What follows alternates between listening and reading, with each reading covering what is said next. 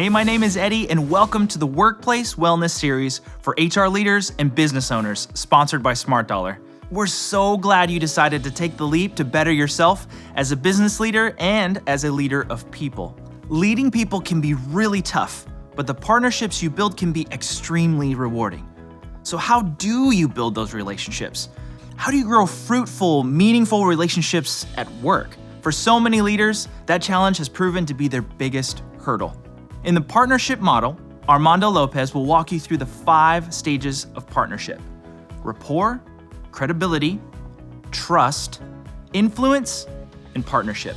These relationship guideposts will change the way you think about leadership and help you get over the relationship building hurdle. And stick around after you hear from Armando, because I'll be walking you through some reflection questions so you can quickly put what you learned into action. Enjoy.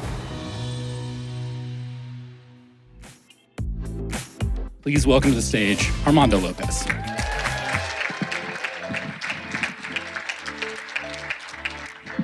All right, thank you, everybody. So first off, I think what you should know is that this is not my forte. And while HR might be messy and might be scary to some of you, that's a lot easier for me than standing up here to tell you about it. So thank you for understanding. This is something that has been pretty personal for me. I'll tell you a little bit of a story and why this came about. So in 1997, I was up for a promotion. And so there was 2 people up for that promotion. It had been narrowed down to that, and it was me or Steve. Steve happened to be my best friend. And so I really liked Steve. And I don't know if you've ever had those rivalries where you really respect the other person, but you're about to go into an interview and you realize that you're going to have to be better than he is. And so you're not really going to tell him how much you respect him.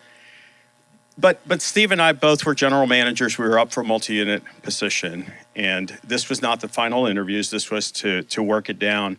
And I really had a lot of respect for him. I really admired him. The things that he was good at, I was not. And so I had from afar seen his progress. In that interview, I found out there was an HR position, a training position. And I decided that was really what I wanted to do.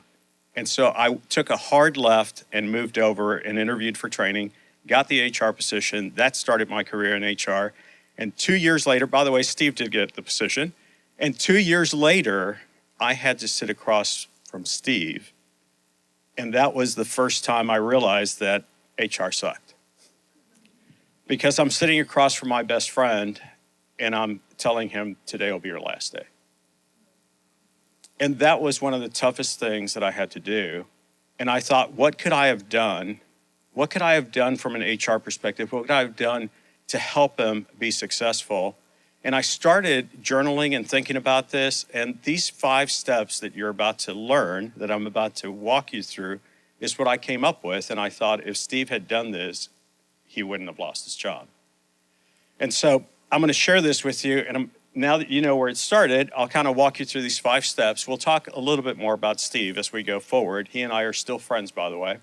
And so these 5 steps is establishing rapport, something Steve did not do very well, but it really does begin with rapport in building up to a partnership formula. From rapport, it really goes to credibility. And so having credibility is the beginning of what a lot of people jump to, and that is trust. But you can't have trust without credibility. And so it starts with rapport, establishing credibility, moving to trust, which leads to influence. And Collins says true leadership is influence. And from there, it's this partnership. So I want to dive into each one of these steps and kind of unpack them and talk a little bit more about them. So if we start with rapport, rapport is really about getting to know people as people. I told you earlier that's not something Steve did well at, but it's not about your resume, it's not about your title, it's not about what you've done or accomplished in the past. It's really about who you are as a person. It's about what you value, it's about your mission, it's about your principles. And those things will actually take you a long way towards empathy, both from others to you and you to them. And if you don't have rapport, then you can't really build on that empathy. So what do you think builds rapport? Asking questions, perfect. Listening. If you're only asking questions, do you think that the other person thinks you're establishing rapport? Or do you have to actually care and remember these things and bring them back and do it over and over because life changes? And so they're not always going to be in the same place, and what they value, what's going on in their lives will continue to change. And so I was doing this talk for a much smaller room. I told you I didn't like to do this, but I did do this talk for a much smaller room, happened to be developers, and they said, hey, we struggle with this whole extroverted thing. Like, what questions would you ask? Can you give us a list of questions? I thought, well, it's not really a checklist, because if people know that you're just going down a list, it's not going to work. Like, you really have to have a genuine interest in the other person. But I said, hey, I think I have something. So I had this acronym called FORMS. It actually, if you Google it, you'll find it as FORM, F-O-R-M. I added the S. I'll tell you why here in a minute. So F is family, and so everybody will always want to talk about their family, and all of us have one. But before you start asking about family, if you really want to start this rapport thing right, you would share about your family. You would start off by going first. You would start off by sharing, and then that causes the other person to share back with you. But family is one of them. The second one may seem like I'm contradicting myself because it's occupation, and I just told you this was not about a resume or a title. But in this case, it's not. It's about, how did you get into HR? Right? Like, what led you into human resources? What led you into being a creative? What led you into being a writer? How did you get into video? How people get into where they are is almost as fascinating a story. In fact, it's more so than what they're doing. Right? What they're doing may not be really that relevant, but how they got into what they're doing is what's a really cool story. So occupation, R is for recreation. What do you do for fun? We all have hobbies. We all do things. And so this gives you an opportunity to get to know what drives that person. M is for meaning. And so you could put mission, purpose, values. This is where your faith journey comes into play. And so all of those things fall there, and we could end right here. But I found through my experience of doing this that there's always another thing that even people that don't like it will be glad to tell you why they don't like it, and that is sports. And so that's really the beginning of this building rapport, right? And it continues on. It doesn't stop. You don't get to a point where you say, I've established rapport, I'm done. So if that is the first step, the second step is credibility. And credibility is your ability to deliver over time. Credibility doesn't happen very fast. It is a two-sided coin in my definition, not Webster's, but in my definition, it's a two-sided coin. On one side of this coin is you do what you say. That seems pretty simple. Yeah, that would be credibility. On the other side, it's you do it when you said you were going to do it. And therein lies the problem, because without that clarity of when, we flip that coin and take a chance of over or under delivering. Think about how many times your leader, your friend, someone has asked you to do something, and you say sure, but you never clarify when. You never say, when do you need this by? And if you don't clarify the when, you've just flipped that coin and you're waiting to see where it falls. It may or may not deliver when they were expecting it. And so clarifying the when is really critical if you're trying to build credibility, if you're trying to establish credibility. You deliver when it was promised, not just what you said you were going to do. So they work in tandem. And so when you get to that point of superior credibility, that is the beginning of trust. When you get to that point where you have superior credibility, you begin moving into trust. How many of you, don't raise your hand, but how many of you have someone in your head that when you ask them to do something, you immediately check it off as good as done? You know you don't have to follow up. Okay, all of us have someone like that. Also, don't raise your hand, but how many of you have someone that when you ask them to do something, you set 3 reminders, you write it on your daytime, you know you're going to need to follow up, right? Yes.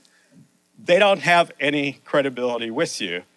And so you can see where superior credibility, when you start to check it off as good as done, That's the beginning of trust. That's when you start to trust them. Even, by the way, if this is something you're about to walk in and present to Dave, you've asked them to do it enough time, they've shown they can do it, and so you check it off as good as done, and it's due on the day you're walking into Dave, and you know it's going to be done and done right. And that is that beginning of trust. And so when you think about trust, it's that predictable behavior, right? I know it's going to get done. I know it's going to get done right. And so one of my favorite definitions, I forgot who came up with it, but trust is really just knowing how someone's going to behave in a certain situation, and you know it's going to be consistent. You know that you can trust on that. You can rest on that knowledge.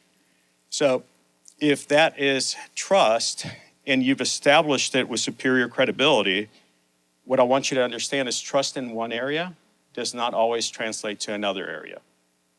And I get this a lot from team members that come to talk to me and feel like they're being micromanaged by a leader who they thought trusted them already. They thought, hey, they promoted me into this role and now I feel like they're micromanaging me. And here's why it's not transferable. I'm a little bit of a car buff. I don't know if any of you know it. I took auto mechanics in high school. I like to work on cars. I've restored cars. It's just something that I enjoy. My hobby would be working on cars. But I don't like to do everything in my cars, and there are some things that are far beyond my abilities to be able to do.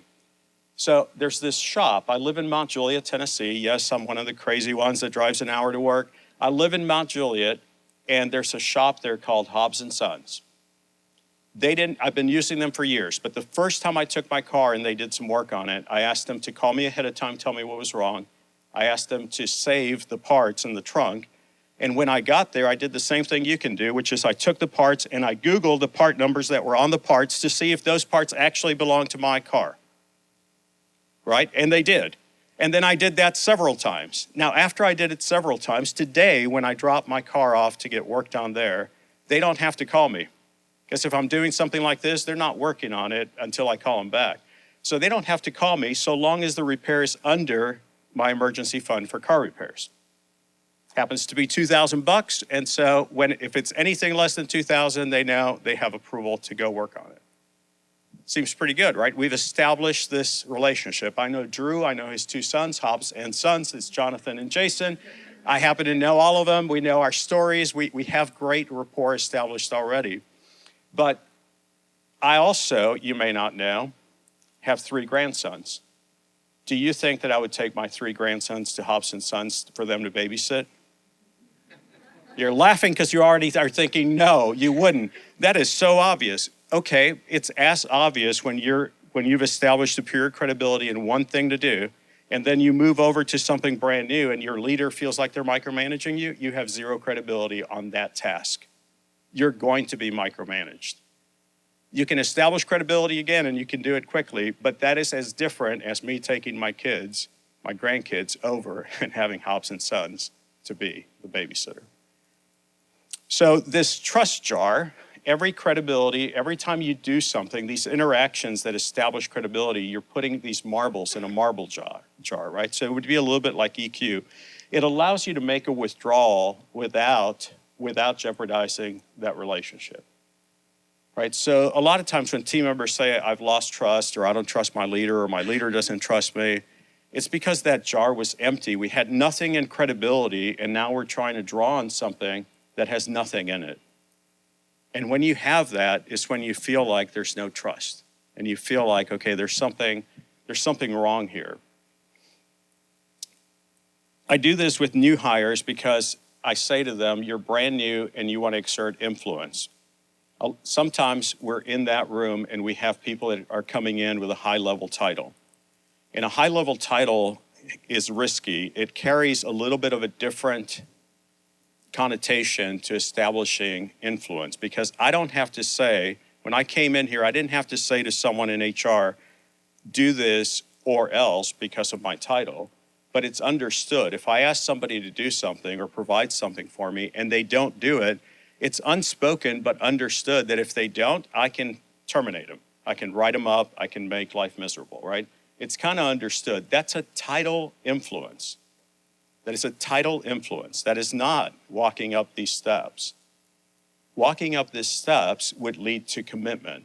And if we said leadership is influence, right, the Collins quote, one of my favorite definitions is actually from Robert Johnson for work, because leadership is the ability to influence people and motivate them to do what needs to be done to accomplish the goal, the vision, or the mission. You're not just trying to influence people, you're trying to influence them in a certain direction, to a certain goal, to a certain vision, right? You're trying to influence them in a different way than you would be influencing, say, your brother or sister, not to eat that chocolate cake as you really want it. That's a different kind of influence. So earlier we talked about the title. So title influence leads to a compliant type behavior where walking through these steps leads to commitment. And let me tell you how this works. So how many of you drive on the interstate to go places? All of you? Okay, nobody should not raise their hand, right? How many of you follow the speed limit? Okay, for those of you that didn't raise your hand, for those of you that did not raise your hand, what do you do when you see a policeman? Even those of you that follow the speed limit, what do you do when you see a policeman? You slow down, right? So would you say that's compliance or commitment? I would say it's compliance. So as long as you run a compliance organization, you need enough police officers for people to do exactly what you want them to do.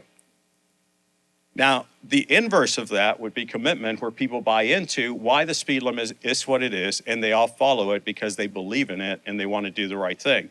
And so it sounds a little bit like this, right? If you were in a compliance type scenario, you could hear someone say to Jameson, don't do that. Don't let Armando catch you doing that, because if he does, right, don't let Armando catch you doing that. What that person is saying to Jameson is, hey, keep doing what you're doing, just look out for cops.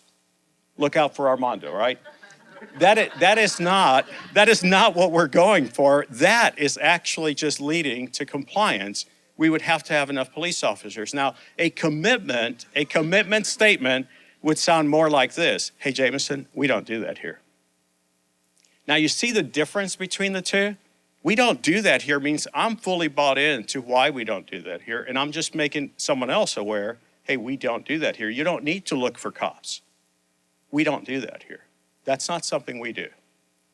So if you're going to be one of us, we don't do that here.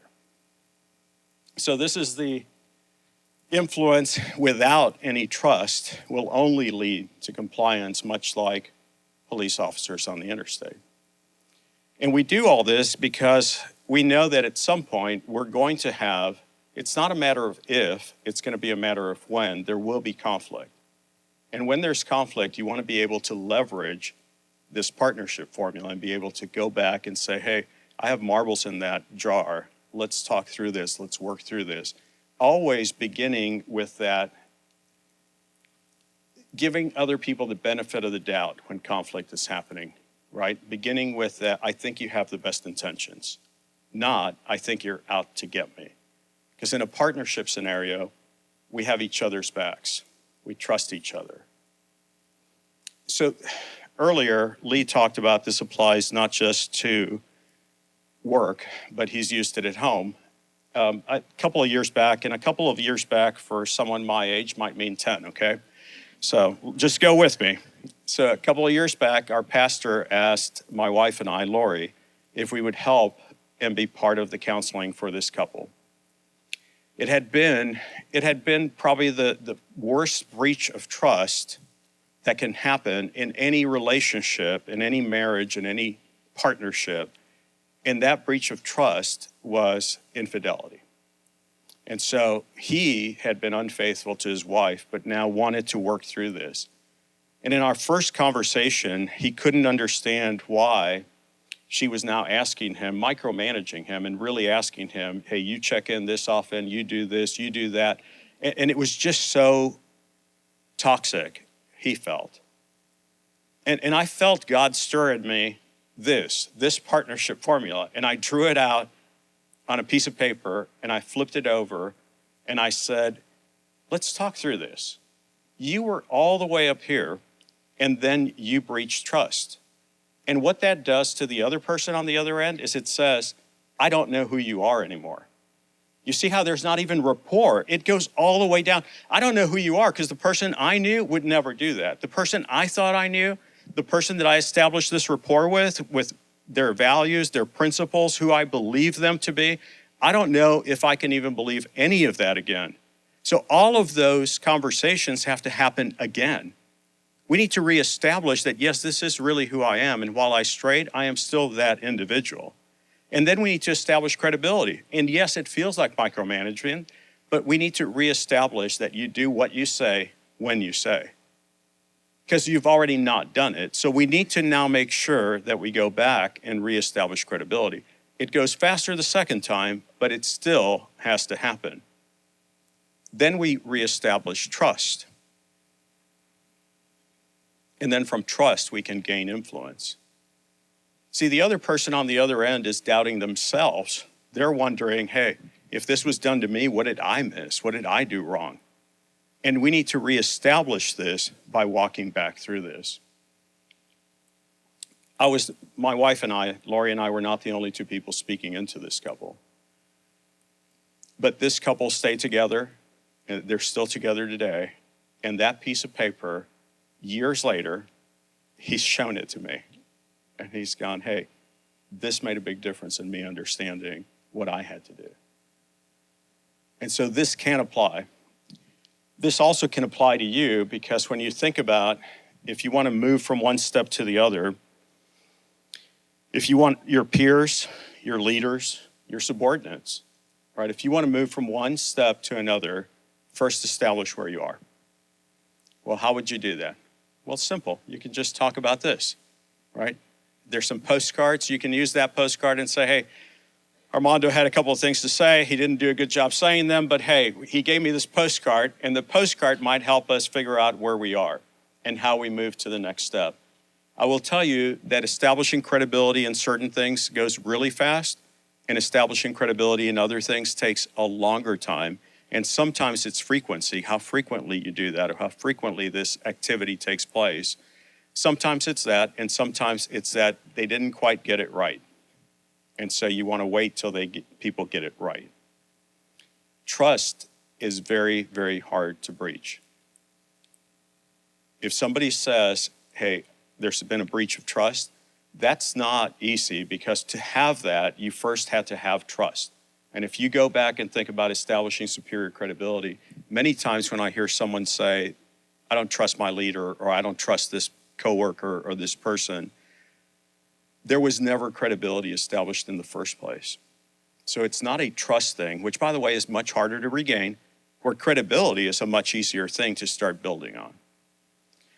So the challenge for you is just to take this and hopefully use it. Hopefully it'll benefit you at work and at home, and figure out how to move from one step to the other. Start with your closest circle, or start with the ones you're the furthest ahead. But the goal is to go from one step to the other, because there will be conflict. It's not if, it's when. And when there is, you can leverage this and come back to moving it forward quickly. So thank you for your time this morning. Now, I want to encourage you to take a minute to reflect with a few questions. First, based on what Armando Lopez said, can you think of people you lead or work with as examples of each stage of the partnership model? Take 30 seconds right now and write down who comes to mind. If you need longer, feel free to pause the video.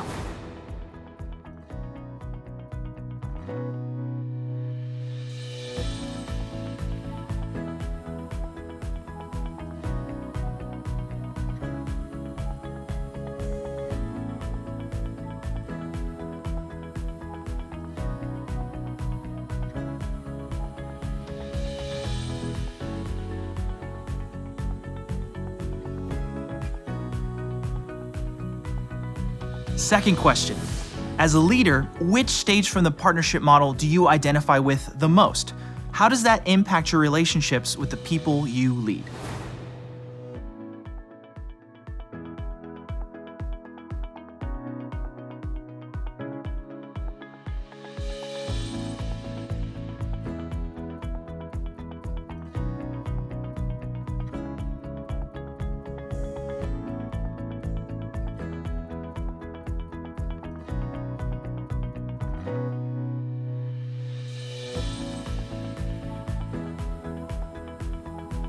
Okay, last question. What strategies or plans do you have to encourage the people that you lead to move up the partnership model?